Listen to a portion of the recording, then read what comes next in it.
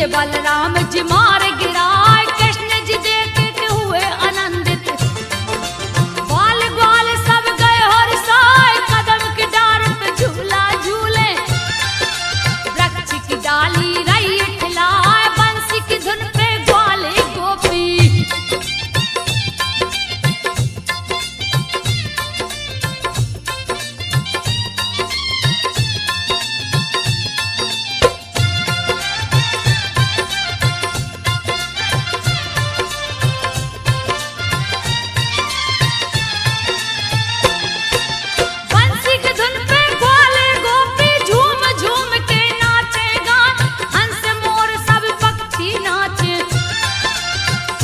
वर्णन किया न जा, एक दिन यमुना जी में गोपियां नंगे बदन रही थी नहा, चीर चुराया श्री कृष्ण ने। गई गोपियां सब घबराए, जा कदम के ऊपर चढ़ गई। सारी गोपियां रही चिल्लाए, कहने लगी सब कपड़े दे दो। शर्म के मारे रही शर्माए, श्री कृष्ण तब हंस कर बोले।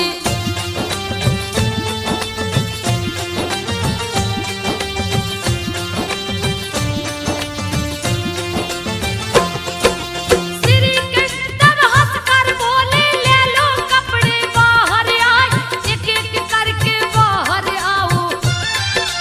ले लो अपना वस्त्र उठाए, लगी गोपियां कृष्ण से कहने, तुझको तनक शर्म नहीं आए, नंद जी से जाके कहेंगे। देंगे यशोदा जी से बता, तेरी पिटाई होगी मोहन।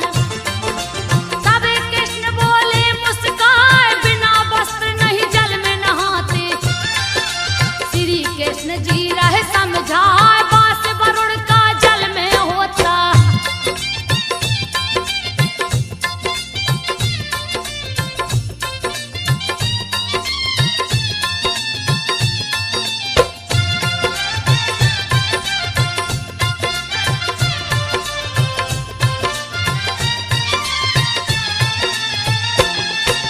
बास वरुण का जल में होता, जल के संग में धर्म बह जाए, क्यों किया तुम सबने ऐसा। कपटी गोपियां रही दिखाए, फिर भी चीर न दिए कन्हैया। कहने लगे वो फिर समझाए, तुमने जो अपराध किया है। प्रायश्चित का एक उपाय, हाथ जोड़कर माथा लगा लो। देता हूँ मैं चीर गिराए, लगी सोचने सारी गोपियां। दूजा नहीं है कोई उपाय, बारी बारी बाहर निकली।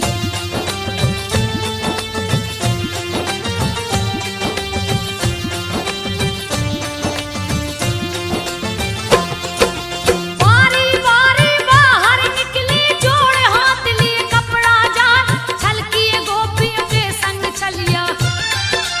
फिर सबको दिया है समझा, दृष्टि दोष नहीं हो सकता। प्रिय आनंद जो मगन हो जाओ, हे अब लाओ ब्रज को जाओ। काम न पूर्ण तेरा हो जाए, देवी पूजन तुमने किया है। सारी गोपियां सुन हर्षाए, कृष्ण की लीला बहुत निराली। जो देखे देखत रह जाए, आयोजन की रास लीला का।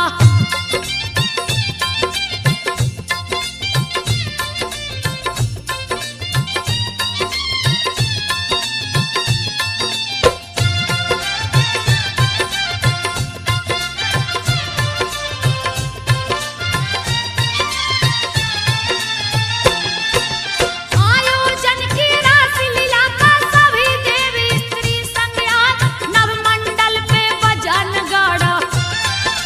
सारे देवगण फूल बरसाए, सजा चबूतरा रस मंडल का।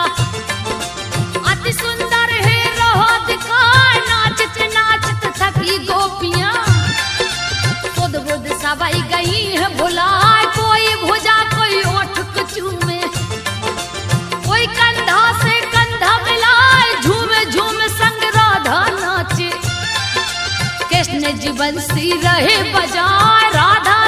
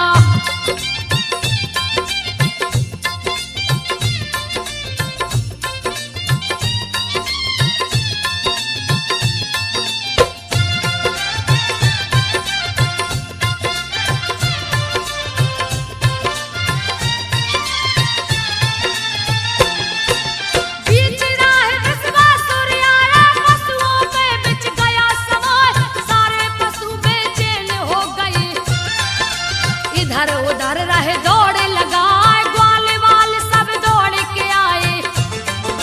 श्री हरि से दिए बात बताए, गऊ के आगे बैल खड़ा है। सभी रहे भयभीत दिखाए, बैल नहीं वो वृषभासुर है। उसका काल गया नियरा, वृषभासुर के सामने आकर। गोविंद गए हैं क्रोध में आए, ताल ठोक हरि ने ललकारे।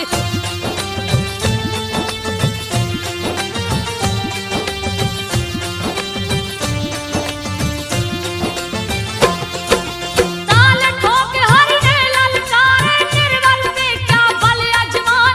मरे गया अब तू मेरे हाथों से, कोई नहीं सकता है बचाए। वज्र समान कृष्ण पे टूटा, तनक न भय श्री हरि से खाए। बड़ा ही भीषण युद्ध किया है, पैतरा तरह तरह दिखलाए। युद्ध के माहिर श्री हरि हाथों, उसका सिंह गया पकड़ा। सिंह पकड़ गर्दन को तोड़े, दिए पटकना एक लगाए। पापी के उड़ गए प्राण पखेरु।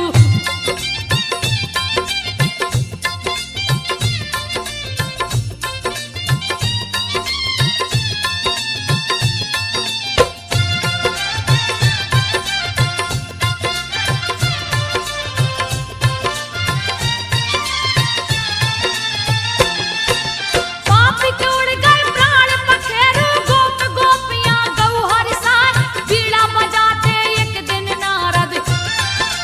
कंस के हैं दरबार में आए, कृष्ण बलराम का सुना के वैभव।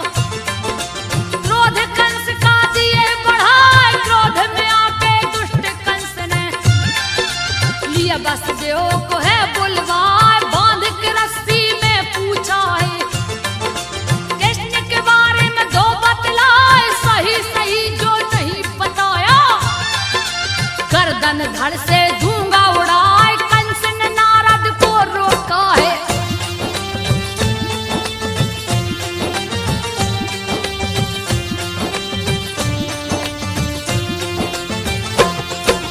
कंस ने नारद को रोका है। फिर उसको बोले समझाए, कृष्ण बलराम दोनों भाई को मथुरा में ही लो बुलवाए। वसुदेव को कारागार में डाला, केसी दैत्य को लिया बुलाए। जा बलराम श्री कृष्ण को मारो, यमपुरी को दो पहुंचाए। हाथी महावत को बुलवाया, उसको भी रहा है वो समझाए। आते ही कृष्ण को मार डालना, उसको लेता हूँ बुलवाए। अपूर को अंत में बुलवाया।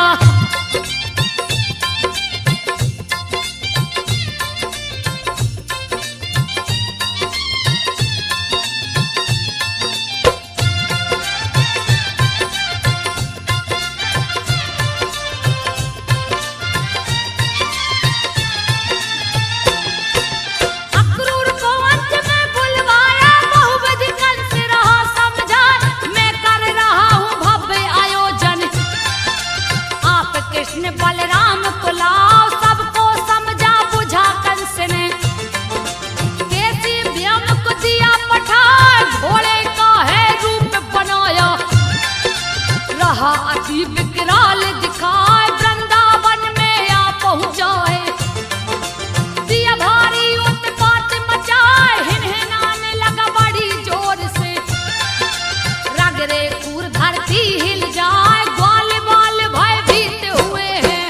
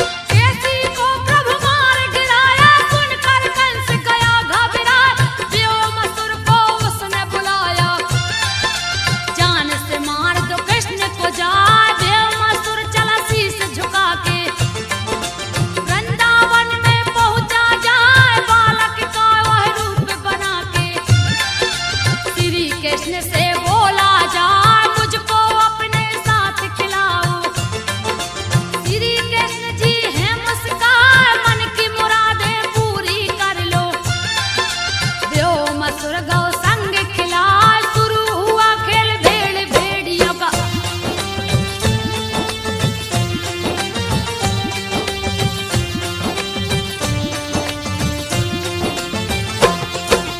शुरू खेल हुआ भेड़ भेड़ियों का, व्योमासुर दिया माया रचार, एक एक करके ग्वाल बाल को गुफा के अंदर दिया छुपा, बंद कर दिया द्वार गुफा का। दिया खेल में सबको हरा, श्री कृष्ण को देख अकेला, भेड़िया कालिया रूप बना श्री कृष्ण के ऊपर झपटा। प्रभु पकड़ कर गला दबाए पटक दिए धरती के ऊपर, प्राण पखेड़ू दिए उड़ाए, ग्वाल वाल को जाके छुड़ाया।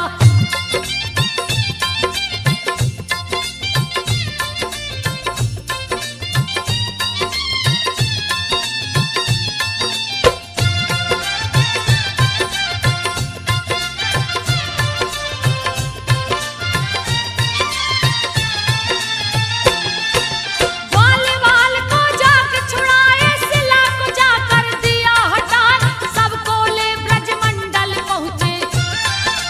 गैया दोहन दाऊ संग जा, दूत अक्रूर जी वहाँ है पहुँचे।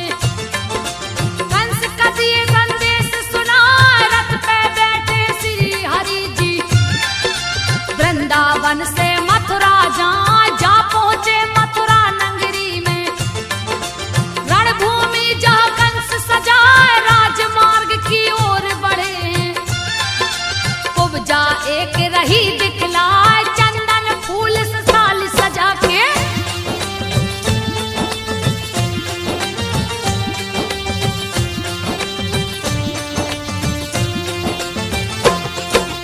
चंदन फूल से थाल सजा के, सुंदर मुखी रही दिखाए, छू के कुब्जा ठीक किए प्रभु, हुई प्रसन्न वो प्रभु को पाए, श्री हरि को लगा के चंदन।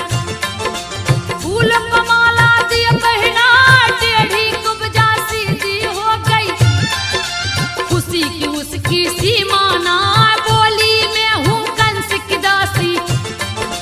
मेरा नाम तिरबका कहा, घिसा हुआ है मेरा चंदन, रोज कंस माथा पे लगाए, घिसा हुआ मेरा ही चंदन।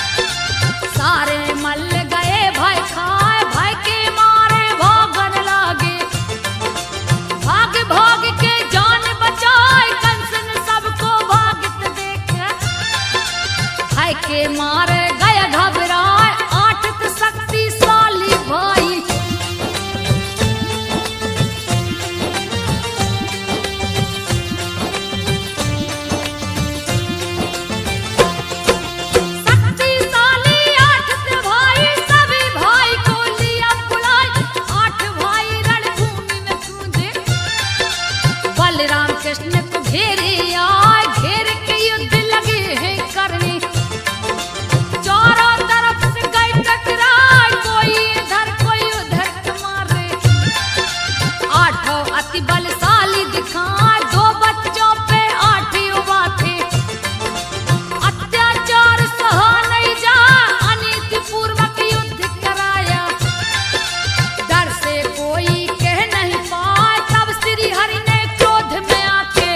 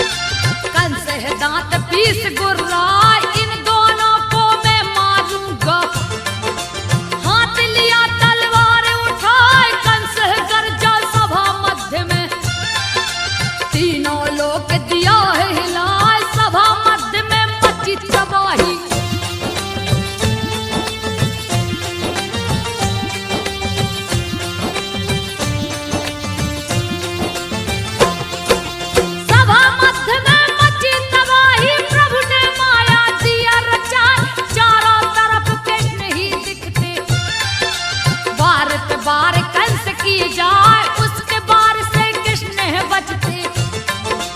बार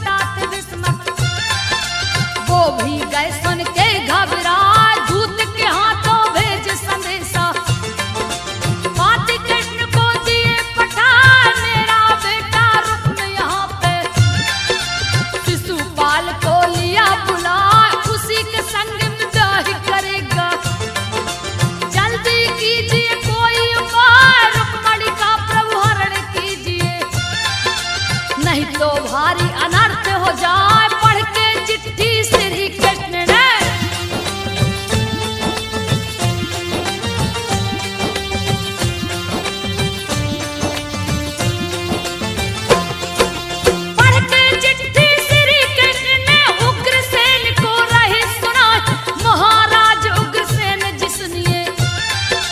मेरी बात को ध्यान लगा, चिट्ठी में की सारी बातें उग्रसेन को दिए सुना।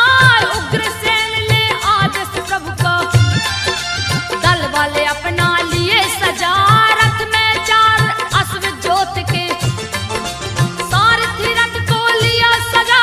कृष्ण जी रथ में बैठ गए हैं, ऊपर लाल ध्वजा लहरा। जिसको पकड़े हैं बजरंगी,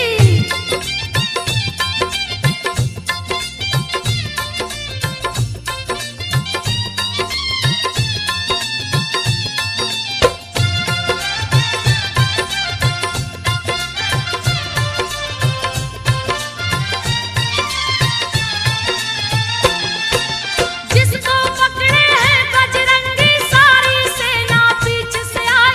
श्री बलराम भी निकल पड़े हैं, कुंडिनपुर में गए समाज। जरासंध शिशुपाल भी पहुंचे, अपनी अपनी सेना सजा।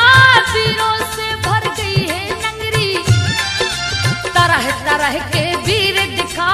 सखियों को लिए संग रुक्मणी, पार्वती पूजन को जा। लक्ष्मी जैसा रूप मनोहर, जिसको देख के सभी लुभाए। पार्वती के मंदिर जाकर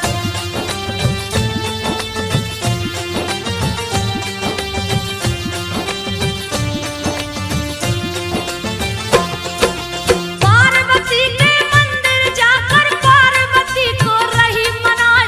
आरती पूजा बंद न करके पार्वती को दिया प्रगटाए। माता हर्षित होकर बोली, मांग लो वर जो मन में आए। तब रुक्मणी ने शीश झुकाकर माता से बोली, हर्षा पति के रूप में कृष्ण दीजिए। तुझे इच्छा कोई ना, यो मस्त के पार्वती ने रुक्मणी को लिए गले लगा। रुक्मणी मंदिर से निकली जब,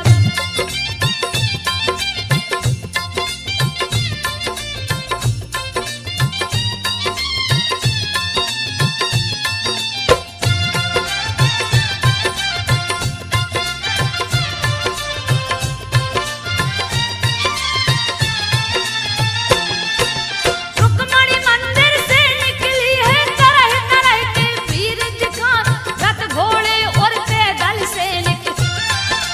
जगह जगह के राजा आए, रुक्मणी को सब देख रहे हैं। अति सुंदरी रही दिखा, जो देखे देखत रह जाए। देख के जाते हैं ललचा, जैसे ही कुछ दूर गई है। कृष्ण से नजर गई टकरा, दोनों एक दूजे में खो गए। श्री हरि जी हैं रहे मुस्कान, आगे बढ़ के हरण कर लिए।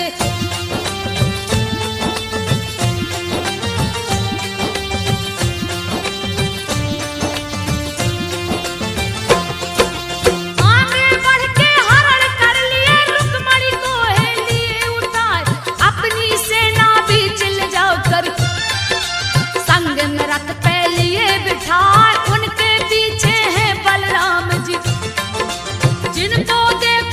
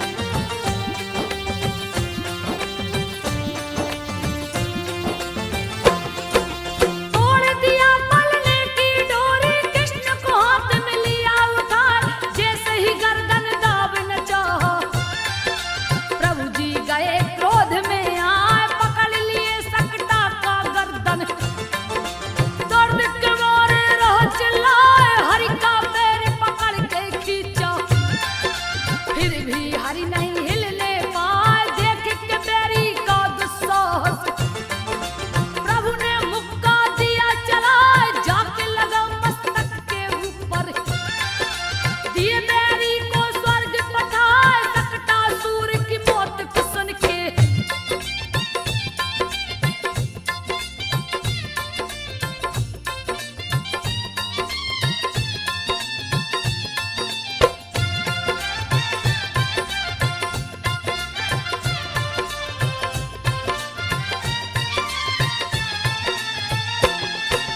सकटासुर की मौत को सुन के दैनाव्रत गया क्रोध में आए, सकटासुर का भाई लगता कृष्ण से आके गए टकराए, छीन लिया दसदा की गोद से, दिन को दिया है रात बना, छाया चारों ओर अंधेरा, यशोदा जी कुछ समझ न पाए, लेके उड़ा है आकाश मार्ग में, बेरी जोर रहा अजमाए, पटक दिए धरती पे उसको, दिए मौत की नींद सुलाए, घुटनों के बल प्रभु चलते हैं।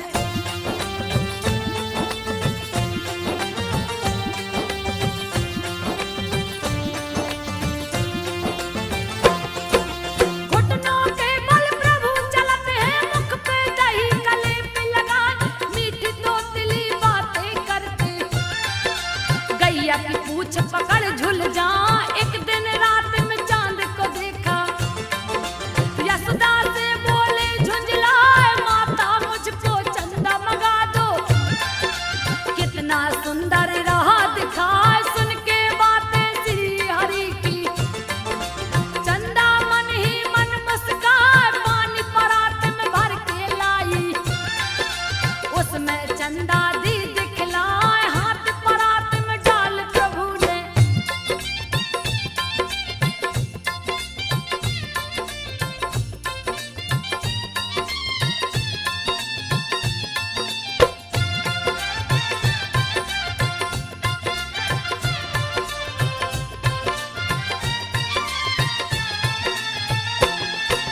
हाथ परात में डाल प्रभु ने, पानी को तब दिया हिला, खो गए चंदा फिर लगे रोने, मैया दो चंदा मंगवाए, खेल देख के श्री हरि का, चंदा उतर के अंगना में आए, अनेक तरह की लीला करके, दूध दही माखन को चुराए, रोज उलेहना ग्वाले गोपे, यशोदा जी को रहे सुनाए, माता जी से कान्हा कहते, मैया में नहीं माखन खाए, गोप गोपियां पड़े हैं पीछे,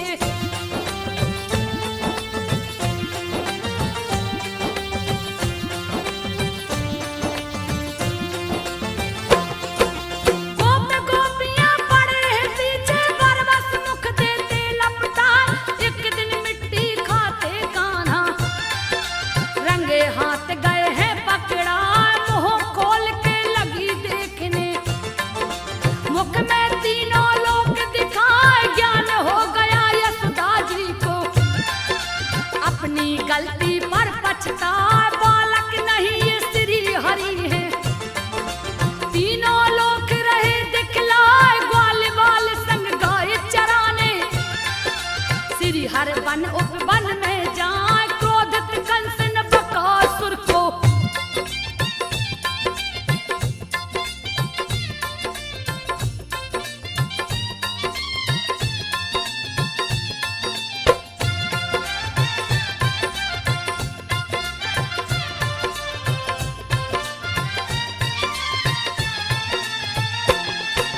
क्रोधित कंस ने बकासुर को यमुना के तट पे दिया पठा, बगुल का रूप धार के आया, ग्वाल बाल सब गए डराए, गैया बछड़ा भागन लागे, दिया भारी उत्पात मचाए, कृष्ण को चोंच में बंद कर लिया, ग्वाल बाल सब गए घबराए, मुख के भीतर बड़े हो गए, पांव तले दिए चोंच दबाए, बकासुर का वध कर डाला, कंस भी भय से गया घबराए, क्रोधित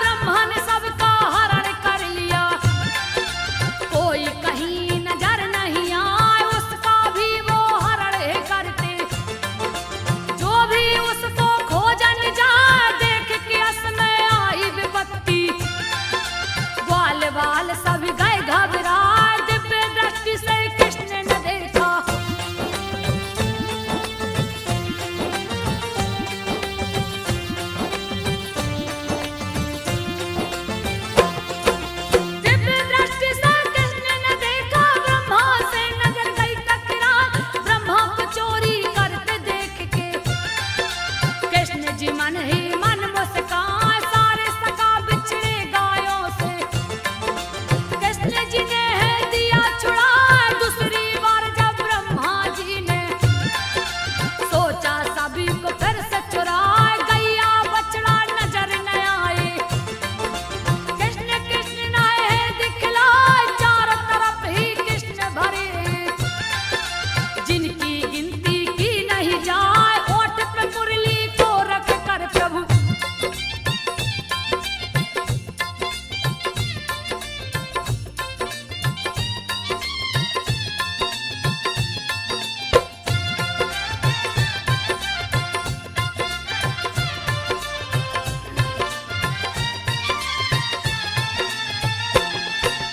ओठ पे मुरली को रख कर प्रभु मंद मंद है रहे मुस्काए। शंख चक्र गदा पद्म है सोए, दिए चतुर्भुज रूप बनाए। चोरी के पाप से बचने को ब्रह्मा कृष्ण की स्तुति रहे सुनाए। बोले जय हो कृष्ण कन्हाई, ओम नमो भगवते वासुदेवाय। आप ही माता पिता सखा हैं, आप ही तो है मेरे भाई। लेना चाह परीक्षा आपकी, मेरी चूक क्षमा हो जाए। ब्रह्मा जी को किए माफ प्रभु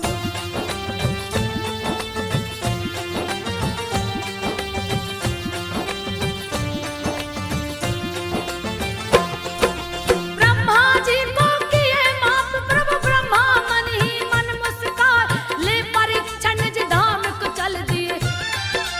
हरि चरणन में शीस झुकाए, 8 बरस के हुए कृष्ण जी। गैया चराने वन में जाए, गैया को छोड़ के गेंदे खेलत।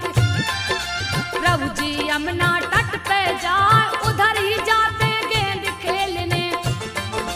जिधर न कोई डर से जाए, इधर उधर है गेंद फेंकते। कभी मिलता कभी जाता भुलाए, कालिया नांग है बड़ा भयानक।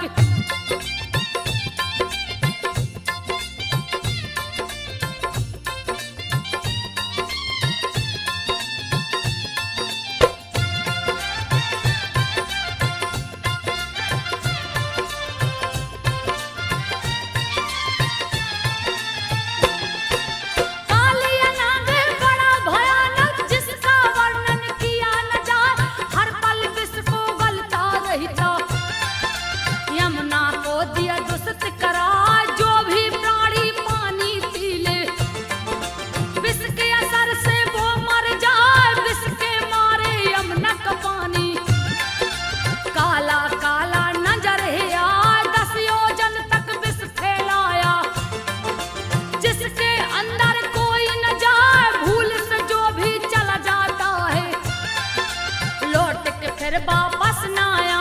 कालिया मर्दन को चल दिए हैं,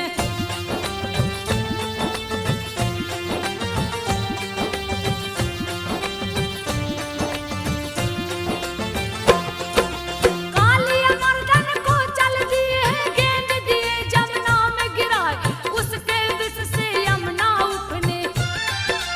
उसको निशाना लिए बना 110 फन को फैला कर। कालिया राम फुफकार लगा, गेंद को लाने के लिए हरि ने दिए यमुना में छलांग लगा। कालिया के फन से कृष्ण कन्हाई सीधे जाके गए टकराए। क्रोध में कालिया नांग दौड़ा, संजो बघेल के